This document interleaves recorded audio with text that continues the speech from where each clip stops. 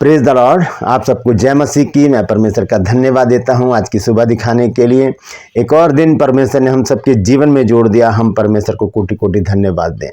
एक नया संदेश लेकर मैं आपका दोस्त पास्टर राज मसीह आपके सम्मुख उपस्थित हूं और आप देख रहे हैं मेरा यूट्यूब चैनल जिसका नाम है ब्रदर राज मसीह। मैं आपसे गुजारिश करता हूं मेरे इस चैनल को सब्सक्राइब कीजिए, बेल आइकन को दबाइए ताकि नोटिफिकेशन आपके पास पहुंचे। नया वीडियो, नई जानकारियां बिना व्यवधान, बिना रुकावट के आपके पास पहुंच जाए। मेरे वीडियोस को लाइक कीजिए और शेयर कीजिए और कमेंट्स वक्त में आकर मुझसे ज़रूर बातचीत कीजिए।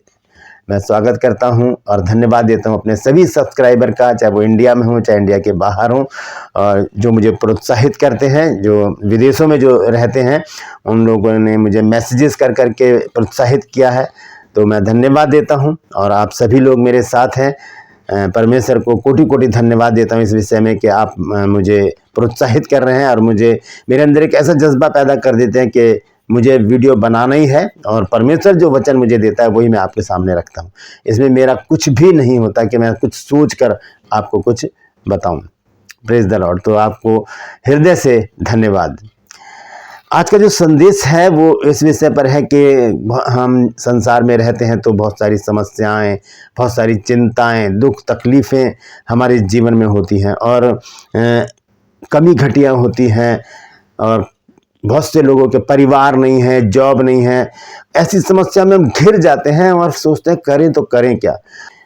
बाइबल इस विषय में क्या बताती है आज हम इस बारे में जानेंगे, तो ध्यान से सुनिएगा कि ऐसी परिस्थिति जब हमारे जीवन में आती है, हम जब सोचते हैं कि अब मैं क्या करूं, तब हमें क्या करना चाहिए। वचन हमको बताता है कि हमें क्या करना चाहिए।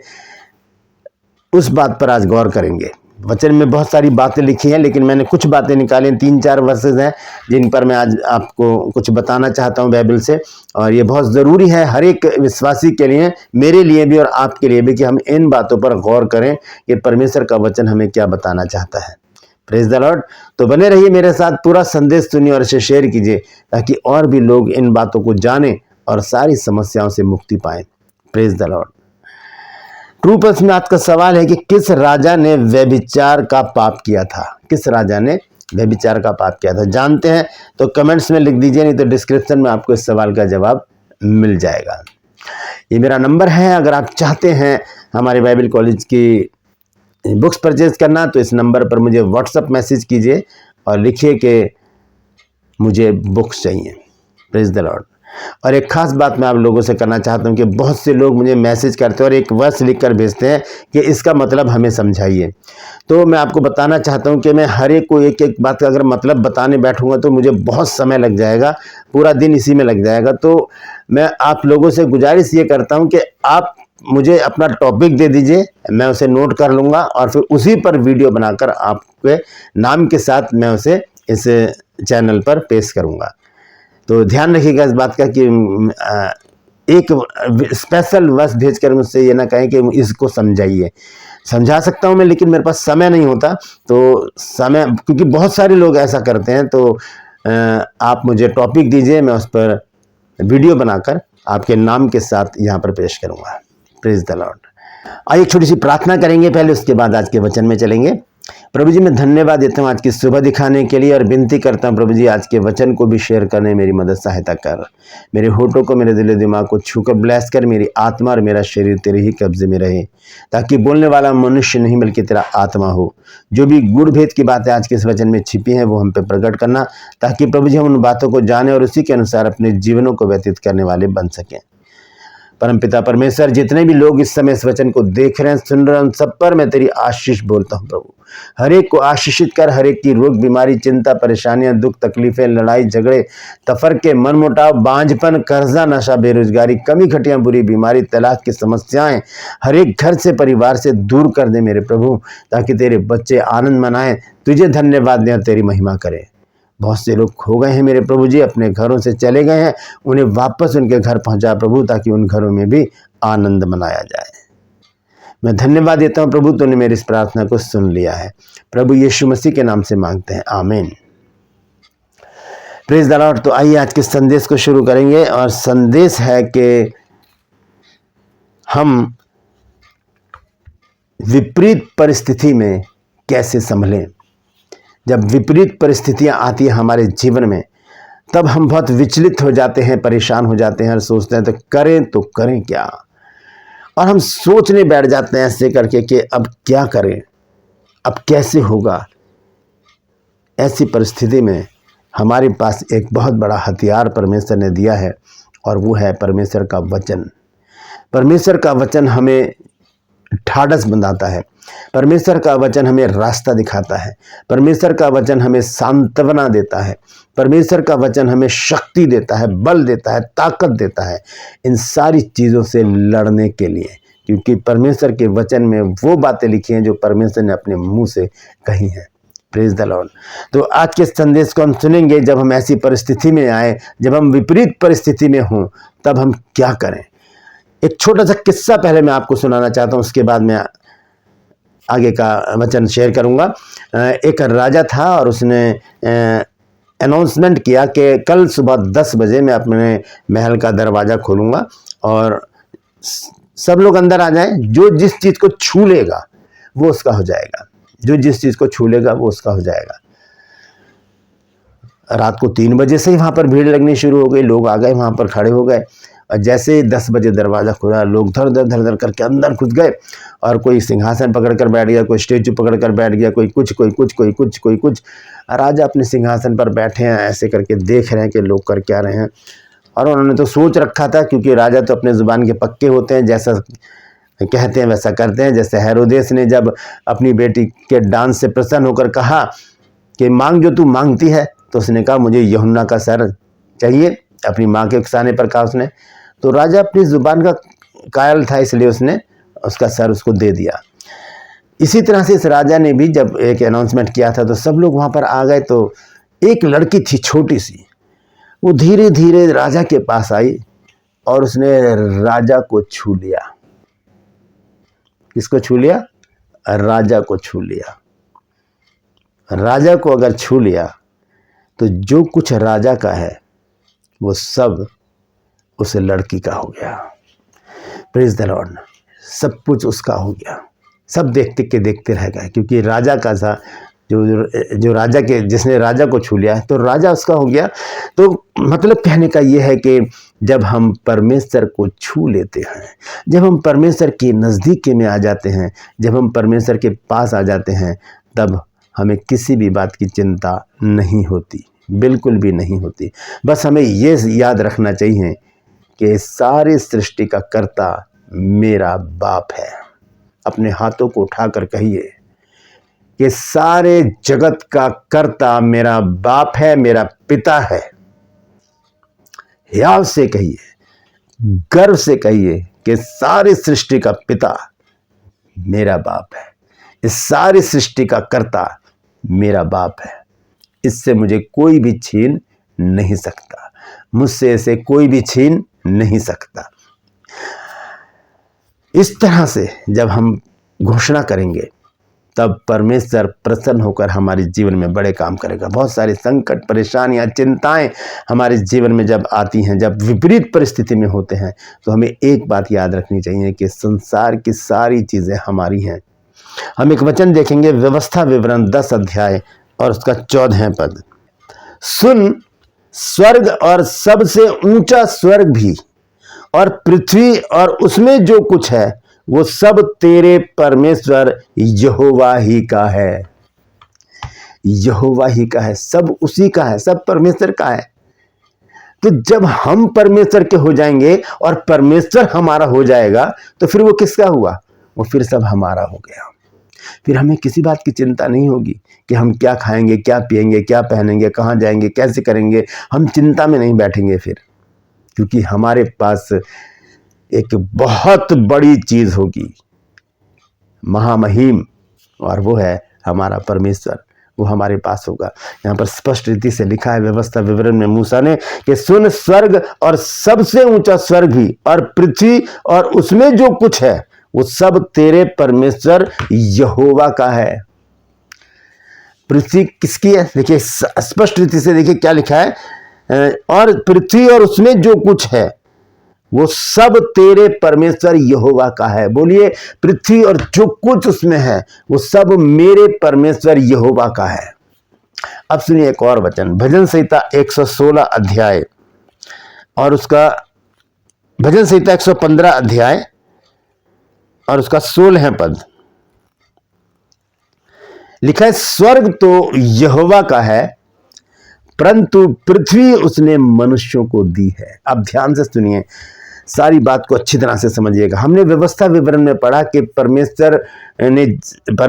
स्वर्ग परमेश्वर का है, सबसे ऊंचा स्वर्ग भी परमेश्वर का है और पृथ्वी और जो कुछ उसमें वो सब परमेश्वर का है। तो यहां पर लिखा है कि पृथ्वी उसने मनुष्यों को दी है, यानी कि जो कुछ उसमें है वो सब हमें परमेश्वर ने दे दिया है। जिन्होंने प्रभु यीशु मसीह को स्वीकार कर लिया वो हमारा हो गया है, वो हमारा हो गया। तो हम क्यों चिंता में बैठे कि अब क्या करेंगे क्या नहीं करेंगे। हमें करना क्या है, बस यीशु मसीह को आकर छू लेना है, बस छू लेना है, उसके हृदय को छू लेना है, प्रार्थना करके उससे बातचीत कर लेनी है, उसके निकट आ जाना है, उसके पास आ जाना है। एक बहुत अच्छा वचन है नीति वचन में 3 अध्याय और उसका 16 पद जब हम पढ़ते हैं तो देखिए वहां पर परमेश्वर का वचन हमें क्या बताता है। लिखा है, उसके दाहिने हाथ में दीर्घायु, उसके बाएं हाथ में धन और महिमा है। दोनों हाथों में क्या लिखा है कि उसके दाहिने हाथ में दीर्घायु, दीर्घायु का मतलब है अनंत जीवन, क्योंकि ये पुराना नियम है, इसमें अनंत जीवन का जिक्र नहीं है। पुराने नियम में अनंत जीवन का जिक्र नया नियम में है, तो यहां पर दीर्घायु शब्द आया है। तो लिखा है, उसके दाहिने हाथ में दीर्घायु और उसके बाएं हाथ में धन और महिमा। तीनों चीजें हमको चाहिए। हमें अनंत जीवन भी चाहिए, हमें धन भी चाहिए और हमें महिमा भी चाहिए। कहां पर है ये? उसके हाथों में। तो हमें कहां चले जाना चाहिए? उसके हाथों में। हमें उसके हाथों में चले जाना चाहिए ताकि वो सब कुछ हमारा हो जाए। अगर हम उससे दूर रहेंगे हमें कुछ भी नहीं मिलेगा। बहुत भाग लिए इधर उधर, भाग दौड़ लिए इधर उधर, बहुत मशक्कत कर ली, मेहनत कर ली। अब समय है कि हम परमेश्वर के पास आ जाएं, हम परमेश्वर के पास आ जाएं, उसे छू लें, क्योंकि उसको छूने से ही हमारा सब कुछ हो जाएगा। और हम जब नया नियम में देखते हैं संत पौलुस ने इस विषय में क्या कहा है, जब हम पढ़ते हैं 1 कुरिन्थियों 10 अध्याय और उसका 26 पद, तो संत पौलुस क्या कहते हैं यहाँ पर? कहते हैं, क्योंकि पृथ्वी और उसकी भरपूरी प्रभु की है। पृथ्वी और उसकी भरपूरी प्रभु की है। तो ये सब कुछ हमारा है। जब प्रभु हमारा हो गया तो ये सब कुछ हमारा हो गया। फिर हमें किस बात की कमी घटी? फिर हमें किस बात का डर, किस बात की चिंता, किस बात का भय? हमें करना क्या है? सिर्फ प्रभु के साथ रहना है, उसके नजदीक रहना है। उसके नजदीक रहेंगे तो कोई भी चिंता परेशानी हमें आकर नहीं करेगी। बाइबल में 2 भाइयों की कहानी है। छोटा बेटा जो था उसने अपने पापा से कहा कि पापा मुझे मेरा हिस्सा दे दो, मैं यहाँ रहना नहीं चाहता। तो उसके बाप ने कहा, ले बेटा अपना हिस्सा ले। और वो थोड़े दिन रहा वहाँ और फिर वो अपने दूसरे देश चला गया और वहाँ पर उसने कुकर्म में सारी संपत्ति उड़ा दी। और जब सब कुछ खत्म हो गया तब परमेश्वर ने वहाँ पर बड़ा अकाल डाला और उसके होश ठिकाने आ गए, क्योंकि वो वहाँ पर रहता था जहाँ पर सूअर रहते हैं और वही खाता था जहाँ जो सूअर खाते हैं। वहाँ पर वो आपे में आया, सोचने लगा मेरे पिता के घर में जो नौकर है वो उनसे अच्छा खाना खाते हैं, तो क्यों ना मैं अपने बाप के पास वापस चला जाऊँ। वहाँ से वो लौट कर आया, उसका बाप वहीं पर इंतज़ार कर रहा था, ऐसे ही खड़ा था वहाँ पर। उसे गले लगाया, उसको चूमा, उसको जूते पहनाए, अंगूठी पहनाई उसे और उसको नए कपड़े दिए और बहुत अच्छी जेवनार की वहाँ पर। लेकिन बड़ा बेटा जो है वो खेत में गया हुआ था, तो जब वो वापस आ रहा था तो किसी सेवक से उसने पूछा कि मेरे घर में से बड़े बाजे गाजे की आवाज़ आ रही है, यहाँ पर हो क्या रहा है? उसने कहा कि तेरा भाई जो चला गया था ना वो लौट कर आया, इसलिए तेरे पापा ने यहाँ पर जेवनार किया, यानी कि पार्टी करी है। इस बात से वो गुस्सा हो गया और गुस्सा होकर वो बाहर खड़ा हो गया, अंदर आना नहीं चाहा उसने। देखिए 15 अध्याय हम देखेंगे, लूका रचित सुसमाचार 15 अध्याय और उसके पढ़ेंगे हम 27 पद से 31 पद तक। यहाँ लिखा है, और उसने उससे कहा तेरा भाई आया है और तेरे पिता ने पला हुआ बछड़ा कटवाया और इसलिए उसे भला चंगा पाया है। यह सुनकर वह क्रोध से भर गया। कौन? बड़ा वाला भाई जो अपने बाप के साथ रहता है। और भीतर जाना ना चाहा, परंतु उसका पिता बाहर आकर उसे मनाने लगा। क्या पर ऐसा हो सकता है कि परमेश्वर हमको मनाए? कब मनाएगा? जब हम उसके साथ रहेंगे। जब हम उसके साथ, हम नाराज हो सकते हैं, प्रभु ऐसे मत करो, प्रभु आपने मेरे साथ ऐसा क्यों किया, प्रभु में ऐसा क्यों हुआ मेरे साथ। कोई बात नहीं बेटा, चिंता मत करना, मैं हूं ना, मैं कर दूंगा सब ठीक। ये परमेश्वर ऐसे सांत्वना दे, क्योंकि हम उसके साथ रहते हैं। अगर दूर चले जाएंगे तो परमेश्वर, जब हम परमेश्वर को छोड़ देंगे तो परमेश्वर भी हमें छोड़ देगा। तो यहाँ पर क्या हुआ, उसने आकर मनाने लगा, उसका बाप उसकी चिरौरी कर रहा है। और 29 पद में लिखा, उसने पिता को उत्तर दिया कि देख, मैं इतने वर्ष से तेरी सेवा कर रहा हूं और कभी भी तेरी आज्ञा नहीं टाली, तो अभी तूने मुझे एक बकरी का बच्चा भी ना दिया कि अपने मित्रों के साथ मैं आनंद करता। परंतु जब तेरा यह पुत्र जिसने तेरी संपत्ति वेश्याओं में उड़ा दी है आया, तो उसके लिए तूने पला हुआ बछड़ा कटवा दिया। इतना क्रोध उसके अंदर भरा हुआ है। अब उसके बाप ने क्या कहा, ध्यान से सुनिएगा। 31 पद में लिखा है, उसने उससे कहा, हे पुत्र, तू सर्वदा मेरे साथ है और जो कुछ मेरा है वो सब तेरा है। हालेलुया।